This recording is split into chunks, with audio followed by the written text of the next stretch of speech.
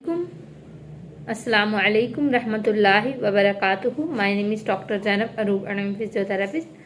आज मेरा आपके साथ लेक्चर है वो है सूरतुल कहफ की आयत नंबर 60 से लेकर आयत नंबर 64 तक। आज का लेक्चर बहुत ही ज़्यादा खूबसूरत है। आज के लेक्चर में हम हज़रत खिज़र अलैहिस्सलाम का वाक़या स्टार्ट करेंगे और बहुत ही खूबसूरत वाक़या है और हज़रत खिज़र अलैहिस्सलाम का इसमें कुछ जिक्र पढ़ेंगे और उनका हज़रत मूसा के साथ मुलाकात का सारा खूबसूरत वाक़या पढ़ेंगे और ये वाक़या पेश कहाँ हुआ उसके बारे में हम पढ़ेंगे। स्टार्ट करते हैं। नहमदहु व नसल्ली अला रसूलिहिल करीम, अम्मा बाद, फ़अऊज़ु बिल्लाहि मिनश शैतानिर रजीम, बिस्मिल्लाहिर रहमानिर रहीम, रब्बि शरह ली सदरी व यस्सिर ली अमरी वहलुल उक़दतम मिन लिसानी यफ़क़हू क़ौली, रब्बि ज़िदनी इल्मा। बिस्मिल्लाहिर रहमानिर रहीम। स्टार्ट करते हैं आयत नंबर 60 से। इस आयत में अल्लाह ताला सबसे पहले बता रहे हैं कि एक वाक़या सबसे पहले मैं खूबसूरत सा ये पेश करने जा रही हूँ। इस वाक़ये में हुआ क्या कि इन आयात में वाक़या है और वाक़या में क्या हुआ कि हज़रत मूसा अलैहिस्सलाम जो थे ना, वो हज़रत मूसा अलैहिस्सलाम को एक बनी इसराइल के एक आदमी ने गुजरते हुए कहा कि क्या आपको जानते हैं एक ऐसा इंसान है जो आपसे ज़्यादा इल्म जानता है। तो हज़रत मूसा अलैहिस्सलाम ने फरमाया कि नहीं, मैं इस बारे में नहीं जानता।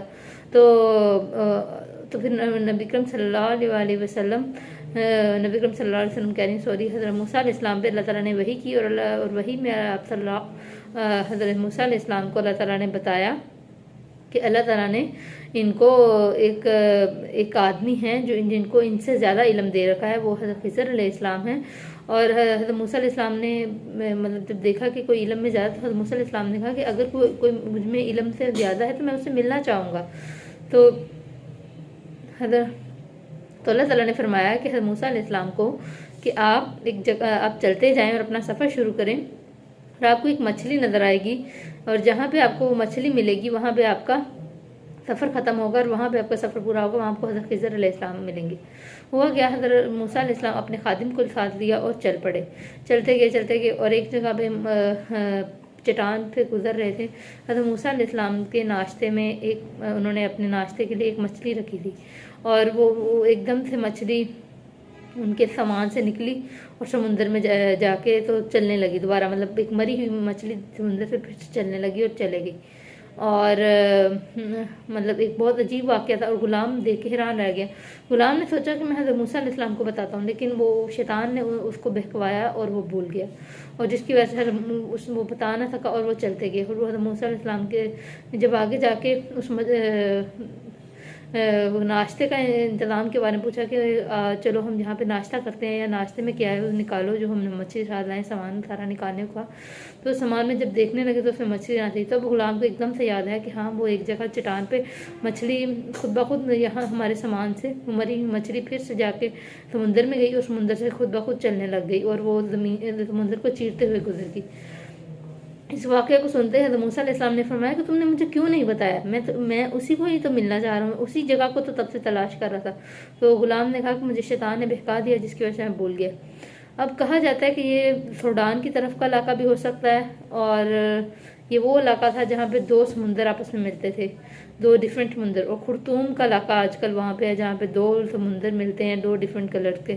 और ये नबूवत के हिसाब से कहा जाता है कि कब का वाक़या है। कुछ कहते हैं कि ये फ़िरौन के दौर के बाद का वाक़या है, लेकिन उसके ऊपर रेफरेंसेस नहीं है। ज़्यादा राय ये समझी जाती है कि दो बातें हैं कि यहाँ तो ये नबूवत के स्टार्ट का वाक़या है कि हज़रत मूसा अलैहिस्सलाम को चीज़ें सिखाई जा रही हैं, इस वक्त का वाक़या है।